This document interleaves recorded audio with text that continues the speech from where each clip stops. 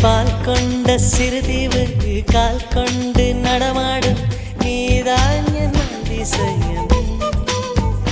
உலகில் ஏழல்ல அதிசயங்கள் வாய் பேசும் பூவே நீ எட்டாவது அதிசயமே.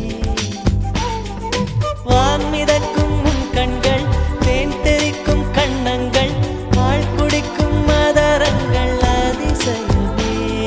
நங்கை கொண்ட வீரல்கள் அதிசயமே. நகம் என்ற கிரீடம் அதிசயமே. அசையும் வளைவுகள் அதிசயமே.